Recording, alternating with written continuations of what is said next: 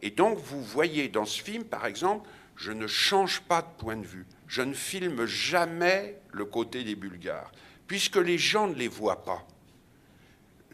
Et ce que je peux faire, donc en aparté, par exemple, je suis très choqué, moi, dans le Soldat Ryan, dans la première séquence qui est réellement formidable, et qui est d'ailleurs la seule vraiment bonne, le reste du film, je le trouve nul.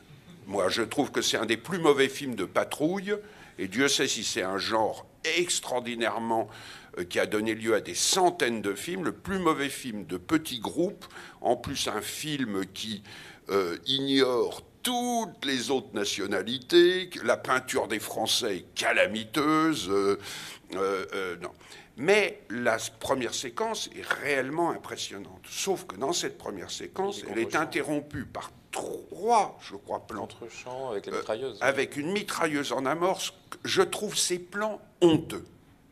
Pour moi, c'est des plans immoraux. On passe dans le camp de l'ennemi, mais l'ennemi n'est réduit qu'à une machine à tuer. C'est-à-dire qu'on donne des sentiments de souffrance aux soldats américains, on leur donne la douleur, la souffrance. Les autres n'ont pas le droit. Les autres n'ont droit qu'à être un doigt qui appuie sur une mitrailleuse.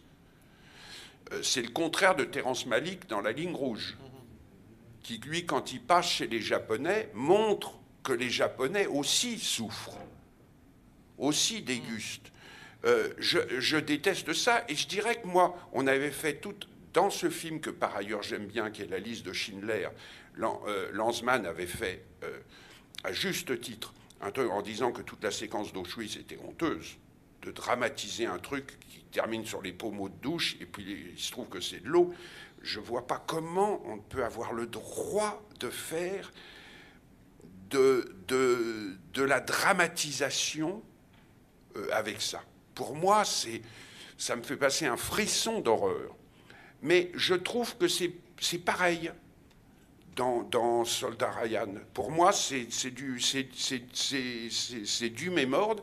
Et je ne nie pas du tout le talent de Spielberg, qui est, en dehors de ça, ailleurs aussi, a fait surtout des films sur la bourgeoisie, la petite bourgeoisie de province américaine, comme Rencontre du troisième type, tout ce monde-là, où il y a tout d'un coup, il atteint une vérité très forte, Spielberg.